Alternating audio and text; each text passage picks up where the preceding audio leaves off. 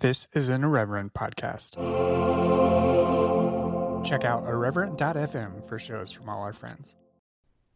Hello and welcome to Evangelical, a show exploring the world inside and outside the evangelical subculture. I'm your host, Blake Chastain. Before we get to this week's interview with Angela Denker, I want to tell you about a new project that I've started over on Substack. It's a newsletter called The Post-Evangelical Post. It's exactly what it sounds like. It's a newsletter. I'm pretty excited about it. It is going to be available to all patron supporters for free, both current and former patron supporters, and will be available for as a twice weekly publication, one free edition per week, and a paid subscription for an additional edition for $7 a month. That number has been chosen because it is the lowest number to reach economic sustainability quickly. I do hope you check that out. It's one of two additional projects that are an extension of the sort of work that I do here on this show that I am hoping to get off the ground this year. So please go check that out and share it. You can visit postevangelicalpost.com and it will redirect you directly to the newsletter page. All right, let's get right into this interview with Angela Denker.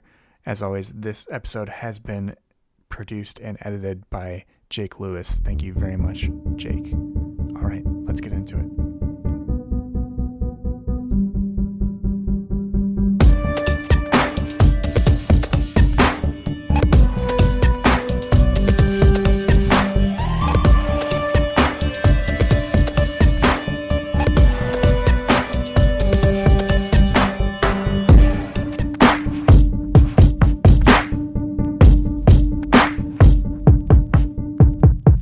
Hi, everyone, and welcome back to Evangelical. My guest this week is Angela Denker. She is a pastor, a journalist, and the author of Red State Christians, Understanding the Voters Who Elected Donald Trump. Angela, welcome to the show. Thanks for having me. Thanks for coming on. I'm really glad we were able to arrange this, and it's 2020. I'm going to even say the date because it's going to come back later. It's January 7th, 2020. And I'm glad we're talking about your book and the work you've done to explore this question. To start, I like to start the show just learning a little bit about the guest and where they came from and what their initial sort of religious background was. That's especially pertinent in the case of our conversation because so much of your book is about both those things, both identity and location. So if you could just share a little bit about where you grew up and what your formative spiritual background was like. I was thinking about, your audience and sort of the ways that my own faith background has crossed over a lot of dividing lines that happen in Christianity. And I think our current climate has caused us to sort of really draw these strict dividing lines among Christians and say, well, either you're an evangelical or you're a mainline person or you're progressive or you're conservative. And my own faith life has really crossed over a lot of those lines, which sometimes leaves me feeling homeless, but also kind of helps me to be able to understand a lot of different people's faith backgrounds. So my parents were actually married in the Catholic Church. My dad grew up Catholic, but my mom, her father was a Lutheran pastor, and his grandfather was a Lutheran missionary in Canada from Germany. So there's kind of a tradition of Lutheran pastors that skips a generation on that side. And so my parents initially were going to take us to the Catholic Church, but there was a new Lutheran church plant that happened in an elementary school just down the road from our house. And so I grew up going to that church, and it sort of became a Lutheran mega church. So I had this unique experience of going to, a church in a school and knowing the pastor really well and kind of, having the run of the church as some of the first families to join. And then as I got older, the church just got bigger and I ended up being confirmed with like 200 kids and had this crazy, only in Minnesota experience of megachurch Lutheranism, which I didn't quite realize was so rare in America. But also, from very early on, I was also really shaped by evangelicalism. I went to a Baptist Bible camp growing up in northern Minnesota, and we played this game called Persecution, where we are like the Christians being hunted by the government and trying Oh to avoid gosh. being martyrs in the woods. And then I attended youth group when I got older at a covenant church, went away on retreats, did the whole reading the Bible challenge all the way up through college. And then when I went to college, I went to the University of Missouri and played club volleyball there and was in a Bible study with girls from my volleyball team. And at that point, I realized I was the only one in that whole Bible study who had been baptized as a baby. And so in college, my eyes were really open to see, this experience that I had of Lutheranism and Catholicism was really a very limited segment of what American Christianity was. And so kind of learned a lot there. I went to a Methodist church while I was in college. And then I went into sports writing and moved first to Kansas City and then to Florida. And while I was in Florida, got to know, the local high school football coaches well. They sort of encouraged me to go to a few different Baptist churches.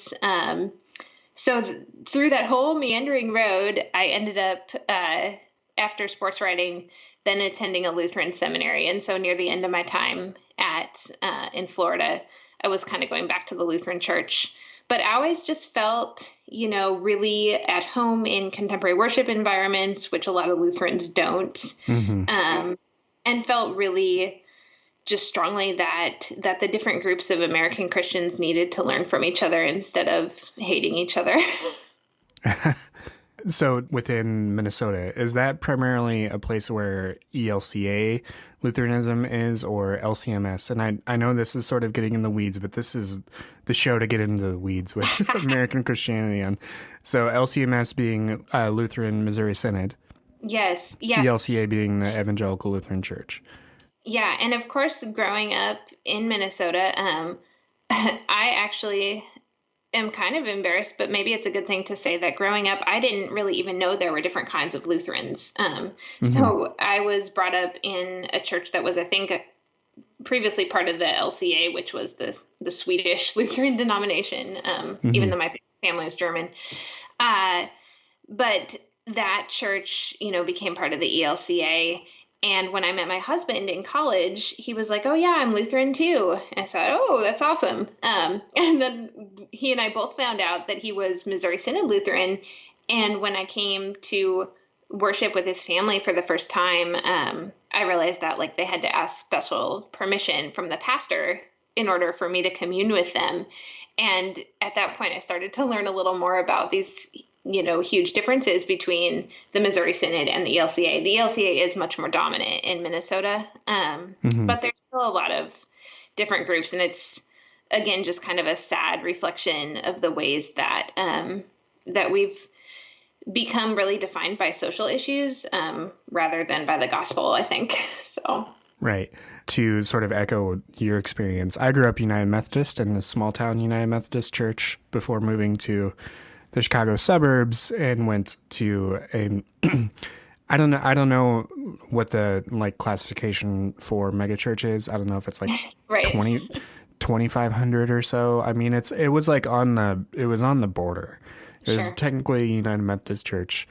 But it was very, very different. And I didn't even learn until I enrolled at Indiana Wesleyan how different the Wesleyan church was from the United Methodist Church, and that there were Free Methodists and all these other things. So, I mean, ecumenical relations and understanding, even just within churches, it's understandable that our younger teenage selves didn't know that, but adults, you would think we might know a little bit more about each other.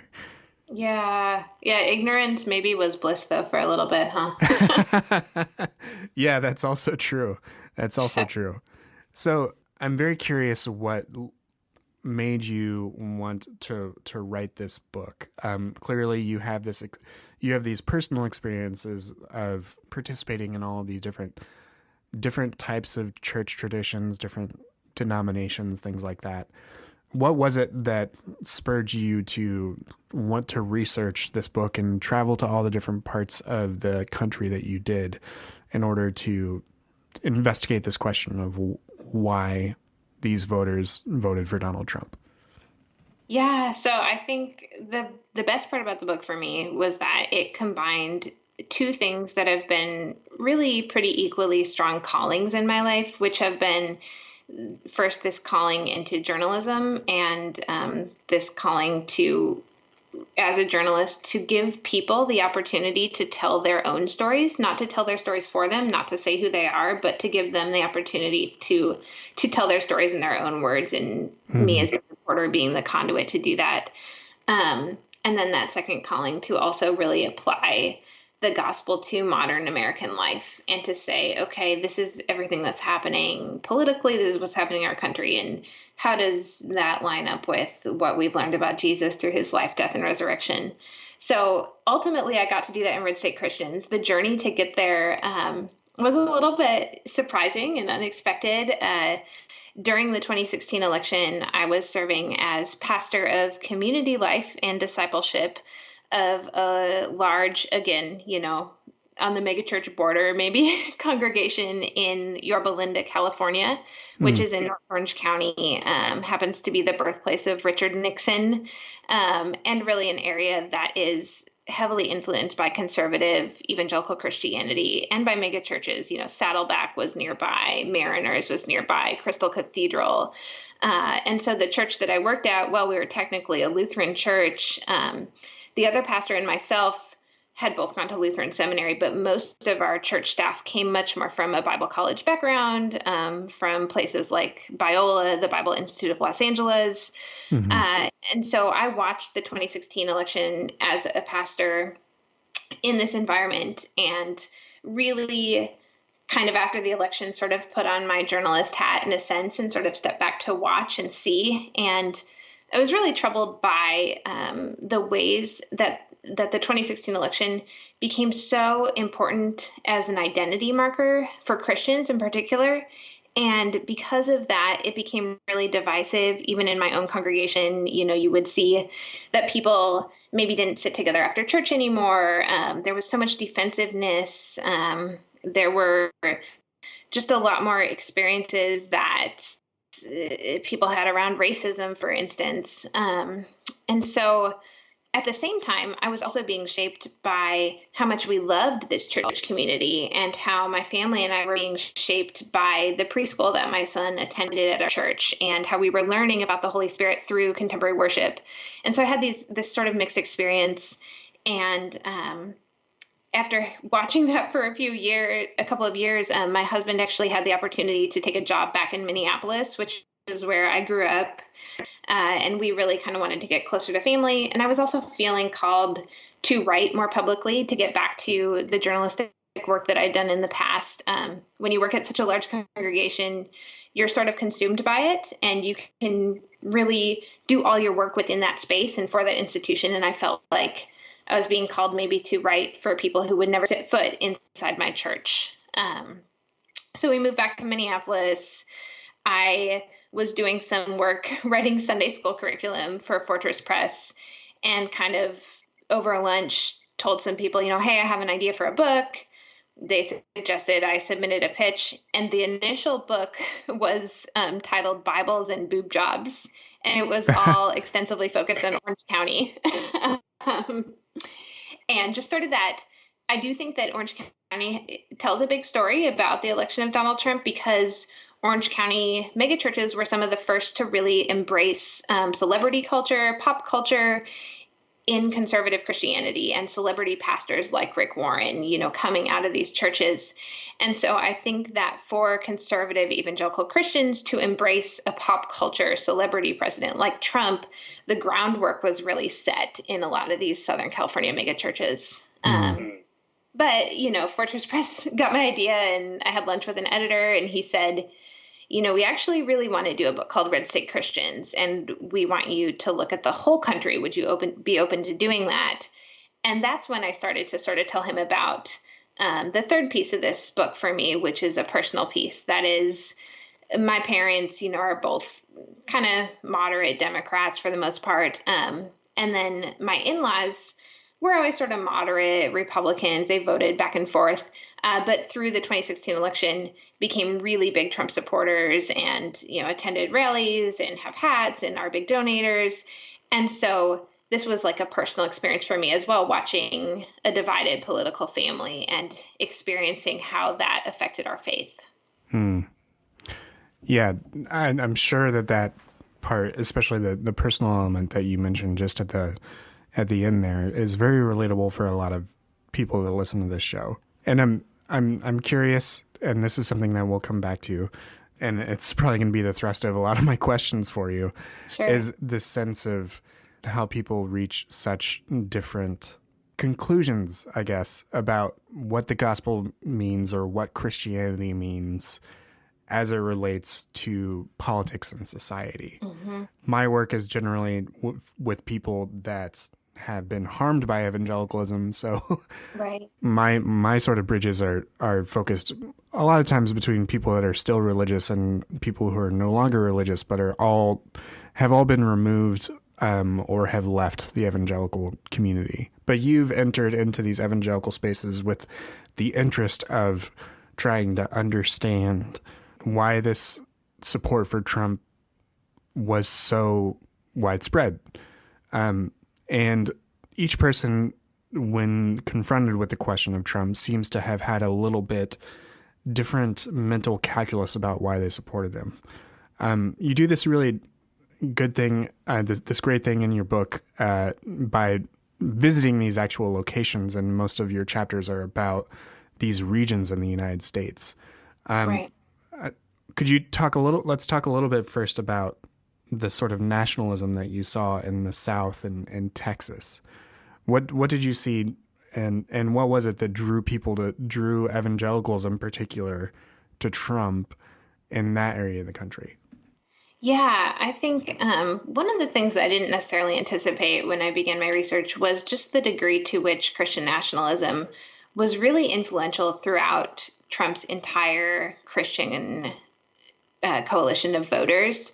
But it operated really differently in different regions. So, particularly what I noticed in Texas, in a few different places, but especially when I visited Prestonwood Baptist Church in Plano, I noticed that the Christian nationalism that was practiced was really theologically tied. And it was really theologically tied, in a lot of senses, to the Old Testament, to a sense of a theology of land, a, a theology that almost echoes in some ways American Mormon, Latter-day Saints theology, that is this idea that America holds a status as the promised land in an analogous way to Israel holding a status as the promised land. Mm-hmm. And so there's this sense of manifest destiny of Christians. There's an apocalyptic theology that the end of the world is always right around the corner, and so that introduces a lot of fear into American politics, especially for evangelical Christians growing up under this theology. And it's also, I would say that this theology of America is taught so explicitly in some of these Southern Baptist churches that I attended and experienced, um, that it totally crowds out most of the other parts of Jesus' message. Jesus' desire for us to care for the poor, Jesus' desire for us to forgive one another, Jesus' desire for us to do justice, to let the oppressed go free. The Christian nationalism teaching is so strong in these teachings that it really crowds out everything else. Whereas in maybe in other parts of the country, there's a vague sense of Christian nationalism, but people aren't hearing it as explicitly in their congregations. They're kind of coming to it on their own through this sort of idea of love the flag, support the military, but it's definitely not as theologically explicit. Mm-hmm. Do you think that breaks through to the national level in any way, either through media coverage or through policies that are enacted by people within the Trump administration? Oh, yeah, 100%. And I really think that I would like to see more attention paid to the ways in which that type of theology promotes a certain type of anti-Semitism, which is cloaked by this sense that America and Israel are friends, and American evangelicals and Israelis are on the same team. That really covers up this, again, sense of American Christian destiny that ultimately, says that Jews either repent or they aren't saved. But it's really covered up by this sense that, we're on the same team.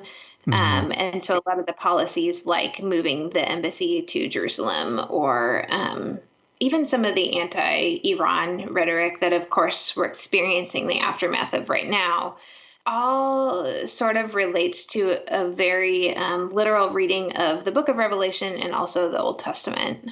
Mm-hmm. And that's highly relevant within the last 4 days, because due to the assassination of Soleimani, as well as today's date, again, I mentioned is January 7th, 2020, and there have been retaliatory attacks just this evening in U.S. bases in Iraq from Iran because of these actions that have been fueled in large part due to the same sorts of things that you're talking about now. And we're seeing, too, the fallout of just increased violence. And this is a very violent theology and violence that's occurring in worshiping communities. Over the holidays, just a few weeks ago, a shooting at a church in Texas, as well as a stabbing that happened at an Orthodox Jewish home. So we're seeing this violent theology of that we must protect our promised land, America. And again, the most tragic part about it, I mean, it's hard to pick a most tragic part, I guess, but one of the most tragic parts about it for me is that it just totally clouds out and crowds out the life, death, and resurrection of Jesus. And everything that Jesus talked about is just really lost in this theology. And I think that's why some of the Southern Baptist pastors that I spoke to said that they really consider it a gospel distortion, that the gospel has been distorted to reflect American patriotism, American strength, American military might, to the detriment of people even knowing the story of Jesus or understanding the Sermon on the Mount or the parables or any of the things that have been really central to American Christianity, despite no matter what brand of Christianity you practice, those have been the tenets of American Christianity to varying degrees.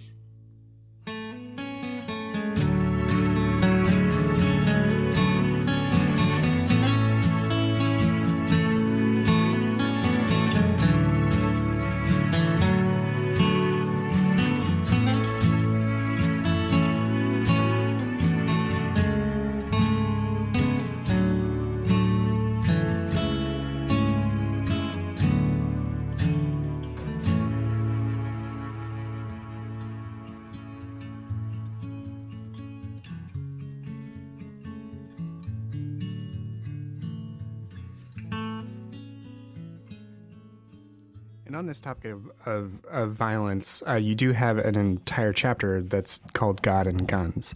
And it really addresses this directly. And you visited a church that is in Florida that is known for having people in the pews who are armed. And you mentioned just this recent headline again within the last couple of weeks of a church that had an active shooter. And there were actually people in the pews that were also armed, and Trump used that as a sense of this is why people need guns, and to rally his base. He posted, excuse me, I can't quote his tweets, but Right. But nonetheless, that was seen as a justification for lax gun safety and gun control laws here in the United States. Do you think that the churches that are so pro Second Amendment or pro guns, do you think that they have a sense that they are defending this violence? Do they feel it's justified, or do they feel that it's a sense of more of self-assertion and the right to bear arms and that sort of identity politics that is so important to a lot of people that are conservative. Yeah, I mean, again, I think it's really a mix, and that is the important thing to remember when we're talking about all this. But while I say that, I will say that the church that I went to in Florida, not only are there people in the congregation who are armed, but that church is very explicit about the fact that the pastors are armed. And Mm-hmm. when I went to worship that night, it was actually the youth night worship that I went to. And the pastor that night actually made to me, he's like, "Well, I'm not carrying tonight, so maybe some of it is a little bit of bluster." But he did say, "I've got my permit. It's really important to me to have a concealed carry permit." And what I noticed in that congregation was that this sense of gun rights was really coupled with, in that congregation, a theological sense that Christianity in America is under attack and that it must be defended violently. Um, so even the sermon that I listened to that night, again, there's this real sense that the end of the world is very real, it's very possible, and Christians must be willing to defend against whatever comes toward the end of the world. And the leader of the church, so he wasn't pastoring the night that I went there, but his name is Rodney Howard-Browne, and he's, I think, written a recent book called Killing Uncle Sam. And it's sort of this book cover with like a bloody American flag and Uncle Sam, and just really this sense that Christianity in America must be violently defensive of its faith. And now the interesting thing about that is that Rodney Howard-Browne is South African. He's not even, a native longtime American. Mm. And he sort of represents this global brand of Pentecostalism and prosperity gospel that he's merged in America with a Southern Baptist sense and conservative Christian sense of, God, guns, and America, apple pie, football, all those things. And it's interesting to see these things come together, and you have to wonder what the real motivation is, especially for somebody like Rodney Howard-Browne. I wonder if I think a lot of the motivation is financial, that it's lucrative to preach this type of message, and people are willing to buy books and, watch services and give money to defend America. And then, so I'll couple that was my experience there. And I do think that that is a very real danger, and it's a growing edge in American Christianity. Mm-hmm. I will also say that I spoke to a lot of pastors, particularly in rural areas where there's a long tradition of hunting culture. Here in the Midwest, of course, in Minnesota, big culture of deer hunting. And I currently am the pastor of a church in a small town about an hour west of Minneapolis. And I honestly don't know if there are people in my congregation who are armed, and I can see a sense where for people whom guns are a part of rural life and culture, that they see as part of, okay, if I'm comfortable using a gun, that this is how I see as protecting my church. I'm glad that, the gunman in Texas was taken out before he could do more damage. But it's really, really hard to think about sanctuary being a place where there are guns. And I say that as somebody who I didn't grow up, around guns.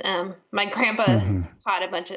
hunted a bunch of small stuff, and he like shot his toe off. But other than that, my parents weren't hunters, so I don't have that perspective. Yeah, and I'd come from a similar background of my family. I grew up in a small town in Indiana with like 16,000 people, but my parents are from an even smaller town, and that's where a lot of my extended family stayed. My parents are the ones that moved away, Sure. so I was the one that I was literally called the city kid growing up by my cousins and stuff.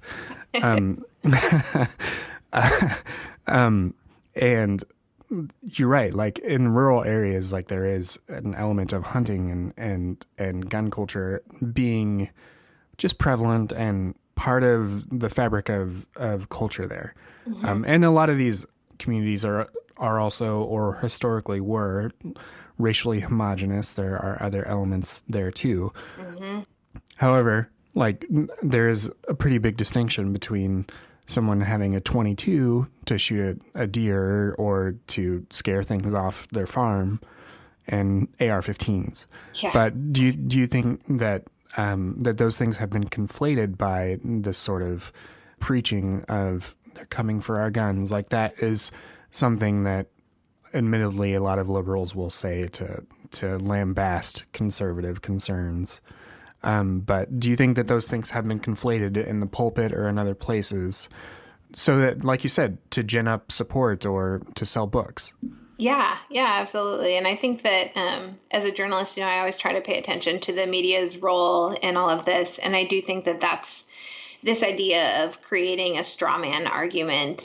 In the case of guns rights supporters, creating this argument that they want to take your guns. I don't think that there's ever, I mean, maybe in a few cases, I guess, but I work recently talking about a buyback program, but I don't think there's ever been a large American political desire to take away hunting from rural Americans. But there's been a straw man created on both sides that doesn't really exist to create fear and to incite violence.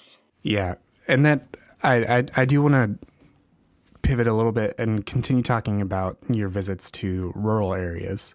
That to me was very interesting, just because again I have family that live in those areas. There's a vested interest, and there's a vested just common interest in there being a broader discussion between people that live in these areas and the urban centers. Right. And as people like the general trend globally is towards city centers. However, within the United States, rural areas still maintain considerable political clout. So Yeah. they need to be understood. And one of the things that to me was interesting was the sense in some areas of just this sort of people being aggrieved, of feeling like they were overlooked by the Democratic Party. Could you talk about that and where you saw that and how that intersected with support for Trump and the justification that people had for Trump and for supporting him despite him demonstrating pretty clear misogyny, clear indications of racism, no indication of any Christ-like qualities of any sort. I'd love to hear you talk about that. Yeah, I think this is another case where Republicans have been really successful in creating a narrative. And in some cases, I think that there's a lot of reasonable aggrievement among people living in communities that are poverty stricken, whether they're rural poverty stricken areas such as Appalachia or many places in the South, some places in the West. Or whether they're urban centers that are poverty stricken. But what Republicans have done in a lot of cases is to say that for rural whites who are living in situations of poverty, that you need to blame people of color, or you need to blame the LGBTQ community, rather than an overall sense that because we have so much money in American politics, it's very difficult for people living in any sort of poverty to have any kind of voice in politics, because our political culture is so dictated by money, by lobbyists, by political ads, and by campaigning. And so one thing that I really noticed throughout the book is a really considerable grassroots organization gap between Republicans and Democrats, and particularly between conservative Christians and progressive or maybe mainline Christians.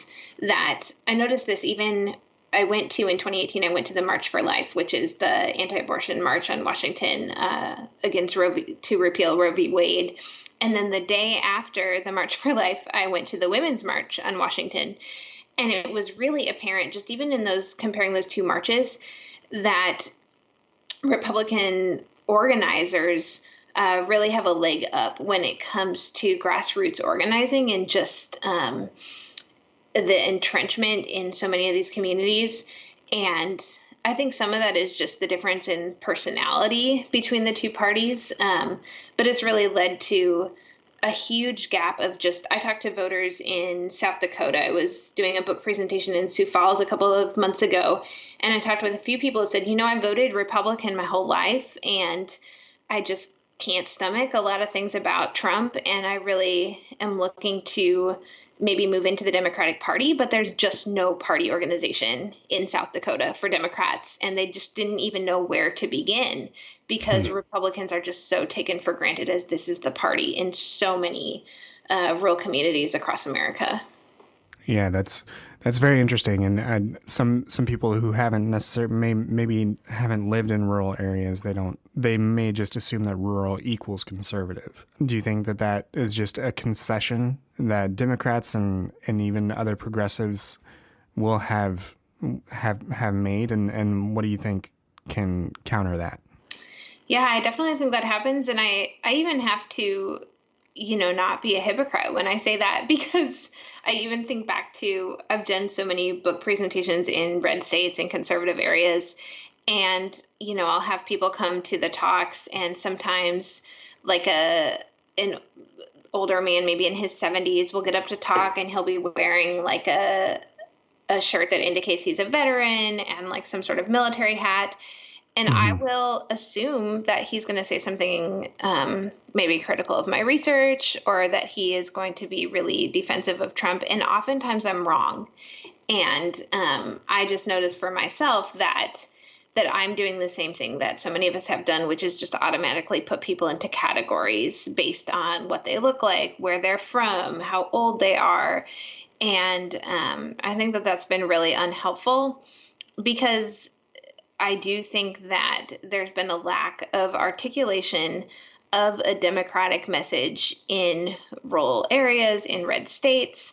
And so many voters, Democrats have taken for granted, especially African American voters across much of the South. And so I think that there needs to be much more of a democratic articulation. For example, when it comes to abortion, you know, I think Democrats really need to listen to people of faith when it comes to talking about abortion and saying what does it mean to Democrats to talk about sanctity of life? Because Democrats can talk about their work on anti-poverty issues. They can talk about their work on working against oppression and justice and anti-capital punishment. All those things are about sanctity of life.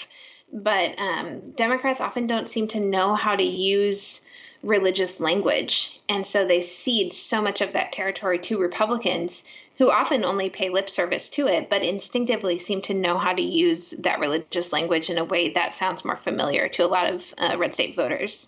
Do you think that's true in the 2020 cycle as well? Just because there have been a lot of Democratic nominees or people seeking the Democratic nomination, including Elizabeth Warren and Pete Buttigieg and others who have spoken about the role of faith in their lives.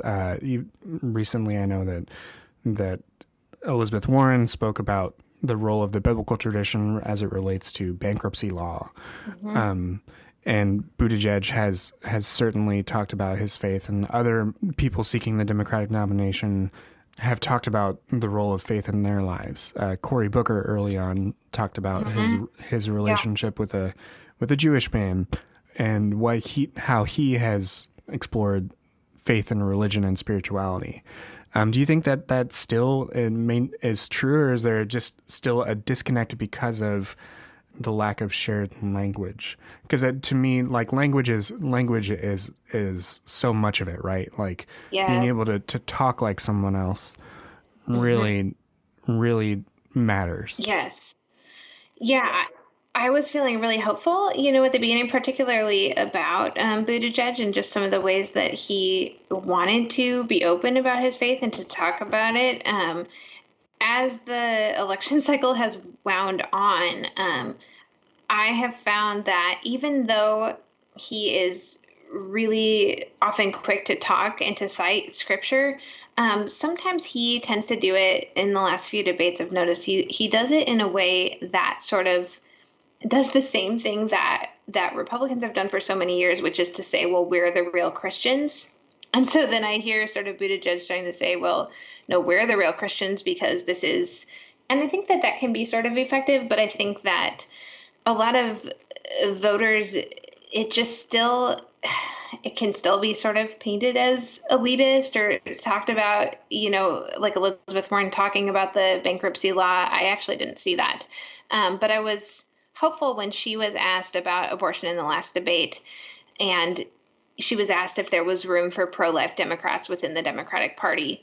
And she sort of said, it's not up to me to say who can come in the Democratic Party. And I think that was a good answer, but I really would have loved to hear her talk about sanctity of life, or to use some of the, I think, like you say, language is so powerful. And so to use some of these same terms to talk about prayer, I think is just continues to be a learning curve for Democrats. And the class issue is such a big one too. And it's so interesting because, of course, Trump grew up in New York City, tons and tons of money, but he finds a way to speak the language of working class Americans in a lot of ways, even just by like talking about McDonald's or spelling words wrong. And I'm not suggesting that Democrats do that, but I am suggesting that maybe it begins with listening more, with putting some energy into grassroots networks in these communities. And also, I really think that some of the most important things to do are listen to evangelicals of color, many of them who come from red states, who come from conservative communities, and listen to the ways that they've worked in those communities. And also to really listen to Democrats who come from red states, somebody like Doug Jones, some of these new people who are elected, Kendra Horn, elected in Oklahoma. We really need to listen to people who are working in these communities to help have a really authentic kind of communication. That's a really good segue, because I do want to talk to you about how race comes up in your book, because it is prevalent. I mean, it is a huge part of American life, racism and the consequences of slavery. It's something that we deal with, whether we're conscious of it or not, every day. Mm-hmm. It's part of the American history and of American life. And I understand the pitfalls of two white people talking about race. But within the context of your book, you do talk and you interview a number of people of color, African Americans, Latinx people, mm-hmm. in different faith communities, and whether they're evangelical or not. And some of them are. And I learned through the process of doing this show to really specify white evangelicalism, to be the main thing that I talk about. Mm-hmm. However, a lot of these people of color that you spoke to are in predominantly white congregations, predominantly white traditions. Mm-hmm. So when you spoke to these people that are in these communities that could be and very likely are hostile to them, whether overtly or just implicitly, what was their reaction? What was their response? And I know you've written a whole book about it, and that's the hard thing about having an interview about an entire book is, we're trying to consolidate things into something to have people read your work. But to speak to it a little bit, even a couple of examples that come to mind for you of how these people reacted to the election of Trump and the general tenor of political and social discussion. Yeah, so definitely a few people come to mind. One of the first people that comes to mind when you ask about this is a pastor named Wes Tamafuna. And at the time when I was doing my chapter on Orange County, he was one of the pastors at Mariners Church in Irvine, which is the seventh largest church in America and is also located in some of America's wealthiest real estate, right near Newport Coast, not too far from Laguna Beach, just really, really expensive area, immaculate campus. And so when I met Pastor Wes, I met him at that evening's youth night service, and he gave this really powerful message talking about humility. And it was really, as I've been traveling to all these different congregations and hearing a lot of messages about power and about defensiveness, and, we have to defend our country, his message really stood out as a different message, and one that was really tied to the story of Jesus and this sense that we need to love and to listen to one another first. And so when I talked to Pastor West after the service and learned a little bit more about him, he comes from a half Mexican, half Tongan background. He played football in college and was in the process of getting his ministry degree while I was talking to him. And he'd worked at Mariners for a few years at that point.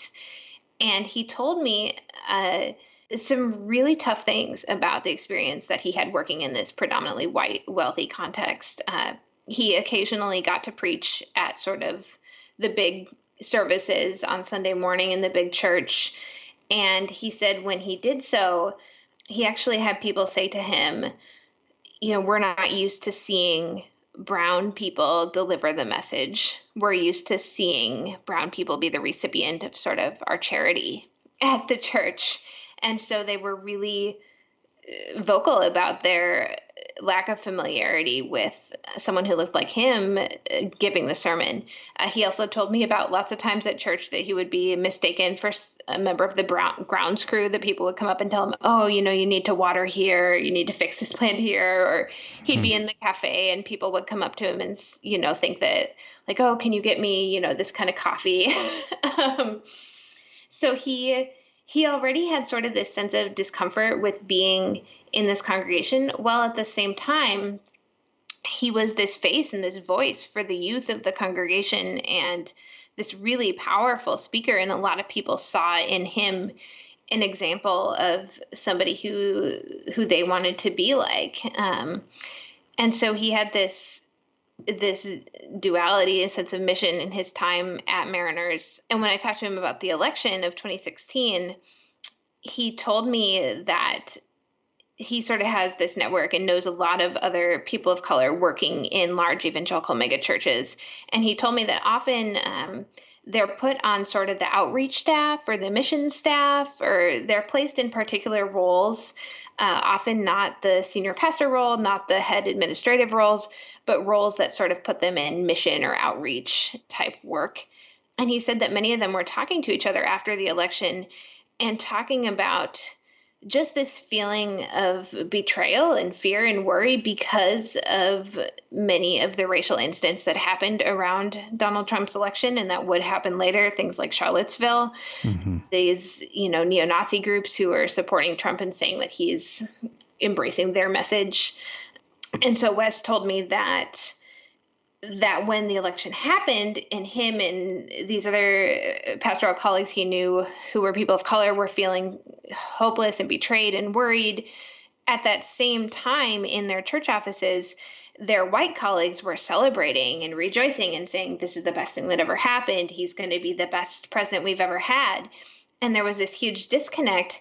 And he said that as time went on, there was really an unwillingness by his white colleagues and white colleagues in other churches to really listen to the experience of people of color and why this election felt and looked so different to them. And there was just really an unwillingness to hear their stories. And so kind of the conclusion to this whole experience is that Pastor West, a few months, I think maybe a year after I interviewed him, he ended up leaving Mariners and going now to work at another church in Orange County that was founded by another sort of person of color who had worked at a large megachurch who left to start his own church. So it's sad to me that that there's been this closing out of those voices from white megachurches, but I'm also, I guess, hopeful that some of this might at some point be a wake-up call.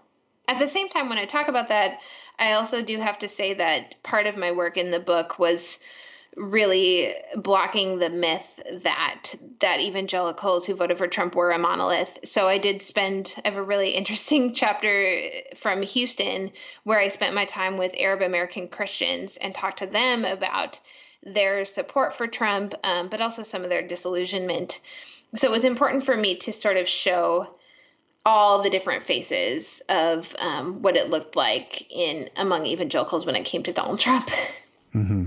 Yeah, and that's certainly not an easy task, Yeah. and people are not caricatures. Like, people have depth and nuance to them. Mhm. Certainly, what you mentioned about Pastor Tamafuna, I hope I'm pronouncing his name properly, Yeah.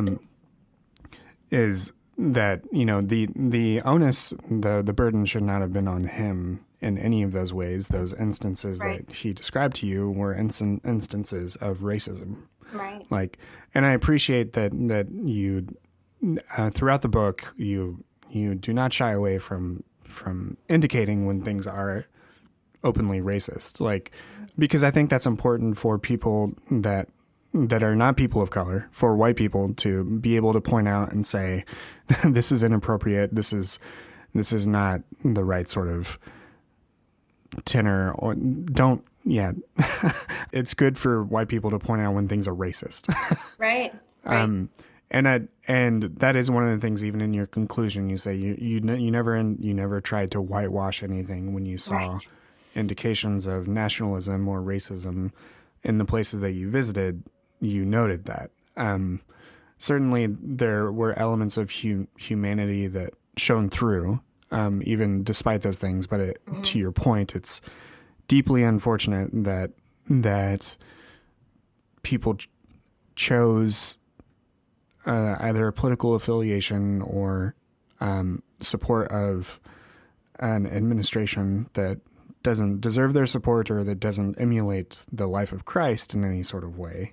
Right. It's a loss. And it's Yeah. something that I think I grieve, and I think people who, whether they identify as evangelical or what have you, however they relate to that term, personally I think it's more of an adjective than a noun. Yeah. It indicates a prior relationship. There are like tiny little death by a thousand cuts, and so Hmm. this grief that the tradition that may have shaped you and may have led you to become politically liberal Yeah. is so, the word I want to use is violently opposed to the life of Christ and what the ethics that he seems to have indicated in, as shown in the gospel texts. Yeah. Yeah, I think that there's a lot of sadness and there's a lot of wreckage. And there's a lot of people trying to put the pieces back together. This pastor Mm-hmm. I met in El Paso, Ariel Martinez, he's a Liberty grad, Southern Baptist pastor, working, right at the US Mexico border and really trying to see his fellow El Paso residents and his churchgoers as human beings, whether they're undocumented, whether they're military members, whether they work for the Border Patrol. Um, I really saw a lot of hope in El Paso and in him and in the stories of a lot of Latinx Christians who I met there. That chapter was very powerful, and one of the you spoke to a woman. I'm trying to find her last name, her first name. I know her last name is Guzman. Yeah, Rosemary. Rosemary Guzman. She talked about growing up in Bolivia, and she talks about her own prejudices towards other Latinx people, because of the media that she was shown. Yeah. And she says, "I've changed. Now I'm all gray, not black and white, and God is okay with that."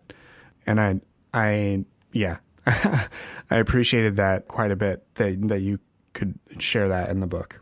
Yeah, yeah, she's doing the work, and that's what I'm trying to hold on to, in these days where we're facing Iranian retaliatory strikes and we're, murdering people around the globe by drones. I'm Hmm. trying to hold on to a sense of hope, and the hope that I find is in the stories of a lot of these anonymous Christians around the country, many of them, not famous, many of them working in places that are difficult. And many of them are evangelicals of color and Christians of color, and they're really the ones who I look to when I need to remember hope.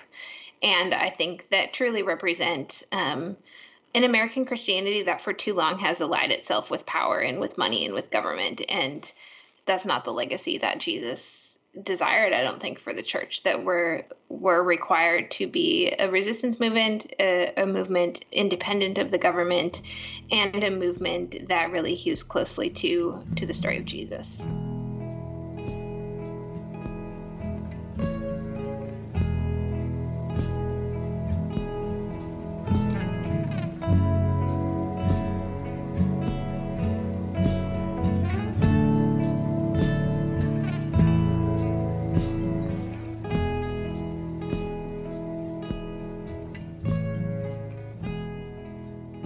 I want to sort of bookend our conversation with a question as far as how we have these conversations within our own families. This is certainly an open question, even for me personally. One of the in your conclusion, you write, Red State Christians are my family. They're your family, they're you. For me, this book is not about some other America that I had to excavate and uncover like an archaeologist. Rather, for me, this book is about America itself, and ultimately about uncovering myself, my family, and my faith. That really resonated with me, again, being from a place like Indiana, and like being from a place like I was from central Indiana, my extended family's from Kentuckiana. Like even within a place like Indiana, there's difference of degrees. How do you think, having written this book, having traveled across the country, how do you think predominantly white families can discuss these matters, political matters, matters of faith, and how they entangle so much in the United States? Because there are so many things at play. There's even generational things at play. It's not easy for millennials to talk to boomers about lots of things of import, because of the whole okay boomer thing and the whole like even that became a grievance. Like millennials have legitimate grievances, and Right. and boomers have, there was a recent study that they are actually more narcissistic than millennials. So like each side has ammo, so to speak. Absolutely. But at the same time, like their families, they should be able to talk about these things. They need to talk about these things. I know that there are commentators of color online who are like, white people, talk to your people. And even folks who may listen to this show that started in a conservative place, even personally, and have migrated to a liberal understanding of Christianity, of the world, of politics. What do you see as a way forward in those conversations that we have with one another?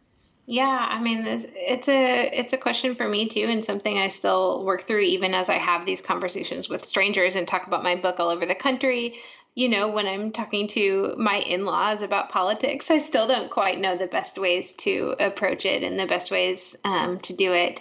But I do think that if you are listening to this right now and you're someone who came from an evangelical background or came from a conservative background or are still kind of on your own journey, I do think that God is calling you into mission right now, and is calling you to play an important role in the future of our country. Because I think that those of us who come from those kind of places, those of us who exist in spaces that are not only liberal, are really important to this country. And what I've found is that there's a lot of people who feel like they haven't been listened to, and a lot of people who feel misunderstood. And the first step is always to listen to each other and to really understand where somebody's coming from before you can begin to say, okay, well, this is the corrective. This is what I think. Because the beginning of a lot of this work is just disarming one another, whether it's literally trying to disarm each other of our assault rifles, or whether it's trying to disarm one another emotionally, to be able. A lot of people are so defensive and so anxious and so frustrated that to even think about understanding the position of someone else or understanding somebody else's needs, they just can't get there until they first feel like, but no, you have to understand me first. And I think that we have to do that together, and we have to do it in person. And we can't do it over social media. We can't do it over the internet, because there's so much. The most hateful things that I heard when I talked to people almost always came out from like, oh, I saw this on the internet, or I saw this from this political pundit, or I saw it on Twitter. And so much of that stems from a place that is being used maliciously by Russia, by government actors, by people creating propaganda. And so we really have to have these conversations in person, and beginning with those closest to you. Yeah. And that's very important. And it's something that a lot of us struggle with. And again, that's includes me. Yeah. Well, pray before you do it. Well, Angela, I appreciate you coming on and talking about your book and everything that went into it. Where can people find the book? Where can they find you online or elsewhere? Yeah, so you can get the book wherever books are sold. It's at a lot of Barnes and Nobles over the country. It's on Amazon. If you get it on the Fortress Press website, that's even better. Also, if you go to fortresspress.com/Red State Christians, you can find a free discussion guide if you're interested in talking about the book in a small group or in a book club or at your church. That's a really good tool to sort of start to have some of these conversations where you feel like, okay, here's some questions I can lead into, and I don't have to come up with them on my own. You can also go to angeladenker.com to see upcoming events where I'll be talking about the book, and to read some of the things I've been writing recently on my blog. Great. Angela, thank you so much for joining me today. Thank you. Happy New Year. It's going to get better. I hope so. Thanks, Bud. Thanks.